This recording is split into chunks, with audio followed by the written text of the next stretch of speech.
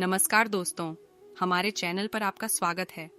आज के वीडियो में हम एक ऐसे महान धार्मिक ग्रंथ के बारे में बात करने जा रहे हैं जिसने जीवन को समझने और आनंदित जीने का मार्ग प्रदर्शित किया है।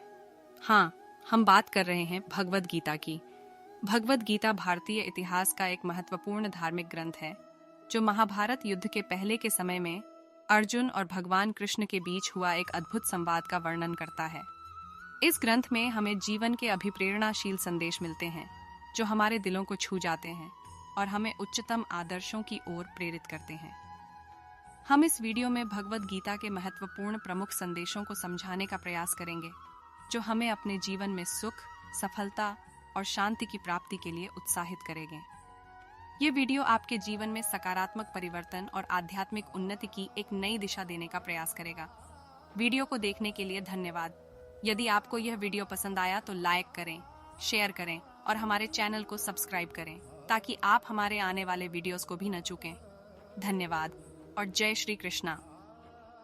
भगवद गीता का दूसरा अध्याय सांख्य योग के नाम से जाना जाता है। इस अध्याय में अर्जुन अपने धर्म संकट में पड़कर भगवान श्री कृष्ण से समझाने के लिए रथ में बैठते हैं। इस अध्याय में अर्जुन अपनी विषाद योग्य स्थिति में विचलित हो जाता है और उसे भगवान श्री कृष्ण द्वारा दिए जाने वाले उपदेश से आत्मसम्मान, सांसारिक संकटों का समाधान और युद्ध में धर्मपरायण होने का मार्ग झांत होता है।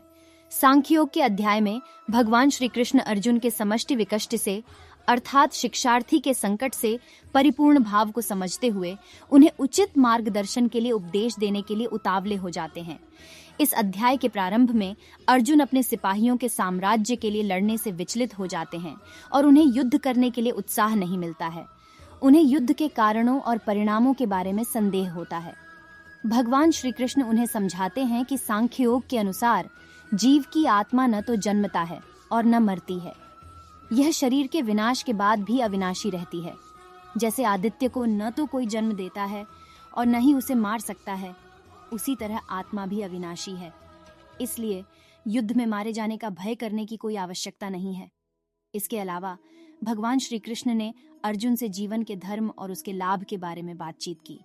उन्होंने बताया कि मनुष्य का धर्म उसके नैतिक और आध्यात्मिक विकास के लिए जरूरी है। धर्म युद्ध में लड़ना मानवता का सर्वोच्च कर्तव्य होता है जिससे धर्म और न्याय की रक्षा होती है। भगवान श्री कृष्ण ने युद्ध में मरने वाले भक्तों की प्रशंसा की और कहा कि यदि वह युद्ध में मरते हैं तो उन्हें स्वर्ग की प्राप्ति होती है। इससे भय नहीं करना चाहिए।